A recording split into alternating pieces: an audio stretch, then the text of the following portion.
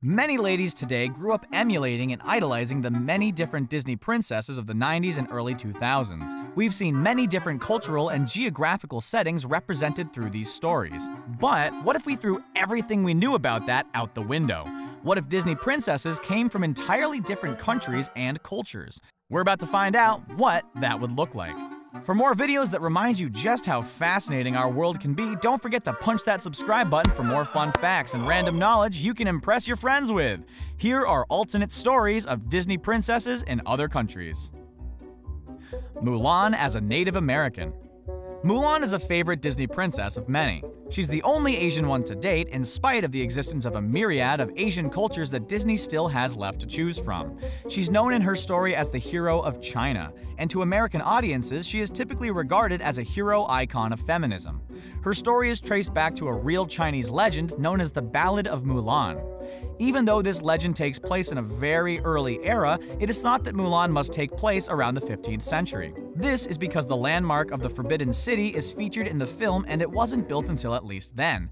But what if instead of being a hero of China, Mulan was a hero of the plains? The artist T.T. Brett gave us a glimpse at this concept when they recreated her look as a Native American woman. The transformation is stunning and the artwork impressive. But how might Mulan's story have changed as a Native American woman beyond tribal marks and feathers in her hair? Because there were so many different tribes in 15th century North America, it's hard to make a generalization that sums up cultural attitudes for Native Americans as a whole. But not to worry, I, of course, have a hypothesis anyway. The Lakota Sioux were historically a male-dominant warrior tribe, but women were not second-class citizens. They were actually regarded with high status, since they had the responsibility of keeping and propagating the culture. This was a highly valued role in their society. This said, Mulan still definitely would have been bending some gender roles as a Lakota Sioux. She would have had just as much reason to go incognito as a warrior. She just probably would have been eventually fighting enemies that were a little less gray, like the Huns depicted with their sickly skin tone, and a little more white like the European settlers in the Sioux Wars. Rapunzel as a Spanish woman. We know that Rapunzel's hair doesn't follow real-world rules. It is the way it is because magic. But fun fact, in case you were wondering, our hair doesn't just grow indefinitely. Sorry to disappoint any Rapunzel enthusiasts. Elizabeth Cunnane Phillips is a trichologist at the Philip Kingsley Clinic in New York City and has been studying hair and scalp health for over 22 years. She says we are genetically pre-programmed to grow our hair to a certain length. This creepily implies that when Rapunzel's mother curses her, she's actually altering her daughter's genetics. What if she altered her genetics further to bring out the features of a Spanish woman? Well, artist T.T. Brett did it for us in their depiction. Rapunzel is a German fairy tale, written and presumably transpiring as early as 1812. This also happens to be the year that the Spanish Constitution of 1812, establishing a constitutional monarchy, was written. Then, in 1813, the French defeated Spain in the Peninsular War. Kind of a bummer for our genetically modified heroine. So how might Rapunzel's story have been altered? Well, being locked away in her tower, she might have been blissfully unaware of the political climate in her country. You might also say her mother was doing her a favor. She might have emerged from her tower like Truman in The Truman Show, only to consider crawling back in. I can't help but notice you seem a little at war with yourself here. But also, as she escaped and took over her queenly role, she would have immediately had some wars to handle, and might have been considerably unprepared to do it. Ariel as Indian. If you're a 90s kid, you can't forget the Caribbean-influenced musical number, Under the Sea. But what if Ariel's story transpired in the Indian Sea instead of the Caribbean Sea? Indigestion jokes aside, T.T. Brett gives us a good idea of what she would look like. Oddly, however, their picture raises some questionable changes for her story. Yes, we'd probably see very different sea creatures for one, not to mention most flounders, including ones in the Indian Ocean, are flatfish. But anyway, let's get to the important stuff. Ariel is wearing a red bindi, common to Hindu culture in this picture. Oftentimes, a red bindi can be a sign that a woman is married. It's easy to see then that this could drastically change Ariel's story. Either she commits adultery with a human, or just doesn't fall in love with a human at all and settles for never becoming part of our world. The other alternative is that her red bindi is just to symbolize her third eye, warding off bad luck. It is also possible that her Indian prince on the coast would have been polygamous. Though Hindus are mostly not polygamous, in the case of royalty and royal progeny, polygamy was permitted. Secondly, reproduction was the main goal of marriage, according to Hindu law books. All things considered, this ending for Ariel might have been a dark turn she didn't anticipate. Up where they dance, up where they run, up where I'd push out several suns. Yeah, it's fun. Meg as an Egyptian. Meg is the sultry Hellenic femme fatale of the Hercules story. We all loved her for her wit and her sarcasm, but what if she'd been Egyptian instead? I love T.T. Brett's reimagining of her almost even more. It's easy to see her character in both settings, actually. Both cultures, Roman and Egyptian, were polytheistic, worshipping many gods. But if Meg had been the leading female in an ancient Egyptian tale, the divine hero she falls for wouldn't have been Hercules. If Hercules is the son of Zeus, then maybe, just maybe, the closest Egyptian parallel that can be drawn is Horus, since Horus is born of Osiris. And Osiris, to put it simply, is kind of a big boss man. He was the king of the living, and also the god of transition, resurrection, and regeneration. Not exactly Zeus, but at least he had a son. Horus was the god of the sky, war, and hunting. Hercules, by contrast, is regarded for his unparalleled strength and courage. This might have made the story a little awkward, however, since Horus is depicted as an anthropomorphic figure with the head of a bird. It's not the first time we've seen Disney romances between a lady and a humanoid creature. Beauty and the Beast. Also, since Hades is lord of the underworld in Greek mythology, Meg would have been held captive by and worked for Anubis, who fit a similar role in earlier Egyptian mythology. Now, who wants to crowdfund this movie and see it come to life? Jane as Chinese. So, Jane is a fictional English explorer who falls in love with the ape-man Tarzan when she travels to Africa. She's got interesting taste in men, that's for sure. I'm sure you're familiar with the history of European exploration with Africa, a common cinematic theme, most of which includes stories of exploitation, unfortunately. But did China ever explore Africa as well? It turns out they did, much, much earlier. There is mounting evidence that Zhang He, a eunuch administrator and diplomat during the Ming Dynasty in Imperial China, showed up on the shores of East Africa decades before the famous Vasco da Gama, a 15th and 16th century Portuguese explorer. If Jane were part of this time period in exploration, she would have appeared in Tarzan's world a bit earlier. I mean, if you want to be a stickler for accuracy, she would have missed Tarzan's existence entirely. But let's say Tarzan was alive in this earlier time period. Perhaps not much would have changed about their love story other than a different kind of culture shock than the one the movie depicted. Imagine the scene where Tarzan removes her glove. Perhaps he would have been fiddling with her Chinese shoes instead. Also, perhaps, a Chinese woman of the time would not have likely been a part of such expeditions in the first place. Maybe her willingness to stay with Tarzan might have been driven by a desire to leave the expectations of her own society behind.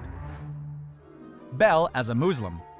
Regardless of your opinion on whether or not Beauty and the Beast is a glorified tale of Stockholm Syndrome mixed with bestiality, many people still appreciate the moral of the tale about the transforming power of love. Belle is seen as an adventurous, smart young woman, a woman too big for her environment.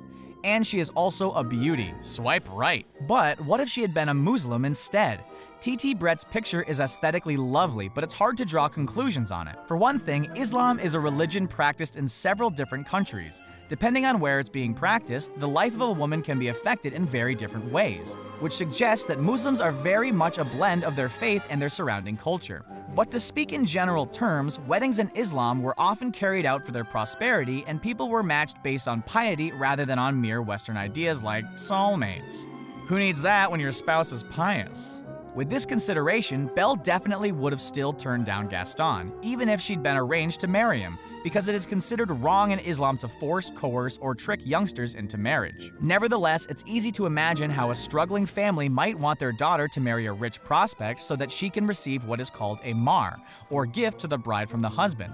Let's pretend that this is Belle's situation and she's arranged to marry the Beast, after the Beast offers her father a mar because he needs a bride to end his curse. Well, then our story might have unfolded pretty differently. But Belle would still need to actually love him authentically.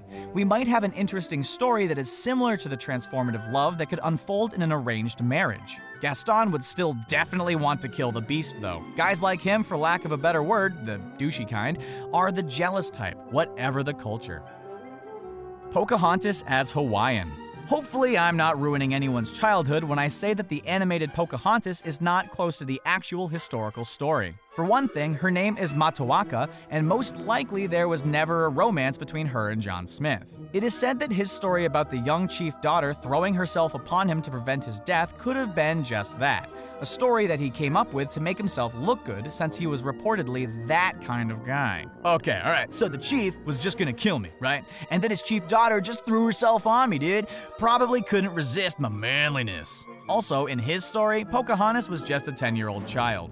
The real Pocahontas eventually married a John Rolfe in exchange for her freedom after she'd been held prisoner in a Jamestown settlement. Doesn't make for such a fun story for kids though, huh?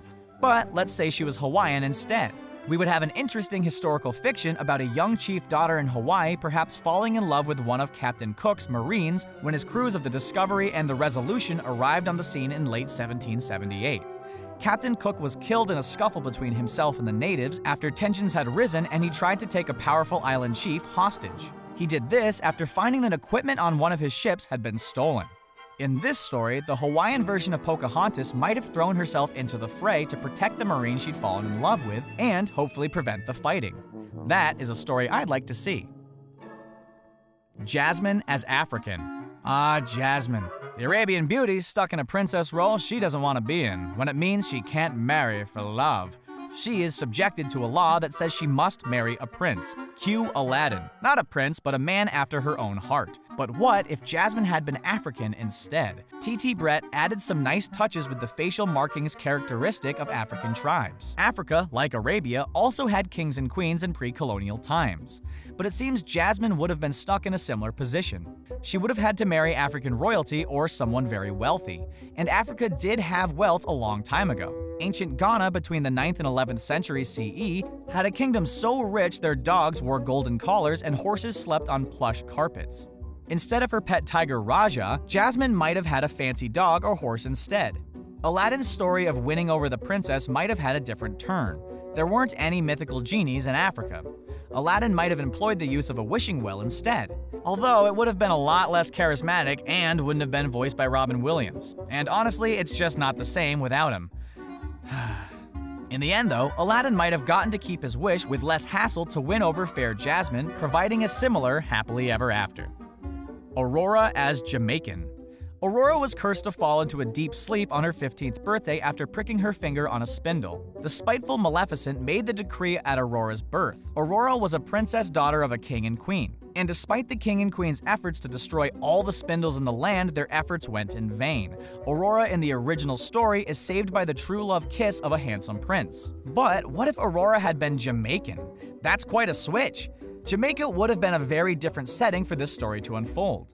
The original inhabitants of Jamaica were called the Arawaks, originally hailing from South America. Before any sort of monarchy or patriarchy could be established, however, the Arawaks' peaceful and simple way of life was interrupted by the Spaniards, who murdered and destroyed the Arawaks, sadly. Ah, the good old days, am I right? You just can't live peacefully on an island without foreigners coming to slaughter you. Also, rather than fairy lore, we have different kinds of creatures in Jamaican folklore. The thing that might be closest to Maleficent would be an old Heeg. This was a witch who would shed her skin and fly by nighttime in the form of an owl.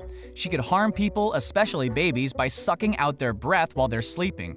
Relevant! This creature was not exclusive to Jamaica, but had a West African origin. Nevertheless, if such a thing cursed Jamaican Aurora, she might not have needed to wait so long for some loving and handsome Arawakan to kiss her and break the spell. Cinderella as a geisha. Cinderella trapped in a house full of nasty women who more or less adopted her and treated her poorly. She was removed from her parents because they both passed away at different times. From here on, she is regarded as a slave and has a very subhuman existence. What if Cinderella had been a geisha instead? While we love this art rendering, I can't help but notice that everything I just described also describes the early story in the novel and movie adaptation Memoirs of a Geisha. So basically, if you want to know what Cinderella as a geisha may have been like, just watch that film. Instead of being married off to a prince, however, Cinderella would find herself in the arms of the chairman, the true love of her heart. And I don't know about anyone else, but I found his character to be more compelling than your standard handsome prince number 9. The only downside to this, for the sake of historical accuracy, is that the geisha who was consulted for the original book was incensed at the suggestion that geishas sell their virginity to a high bidder. She stresses that this was not how it was, and she herself did marry. It is confirmed from some sources that geisha could not marry, unless they retired from the profession. Elsewhere, it is said that the early geisha often married influential samurai turned politicians, using their connections and skills to advance their husbands' careers. Geisha Cinderella may or may not have been able to marry. Therefore, she may or may not have resigned herself to forbidden romance. Scandalous! Hopefully you enjoyed my list and maybe even felt a little excited to learn about other cultures and histories. Yay, knowledge! Oh yeah, hurry on back to see even more awesome here on Wacky Wednesday.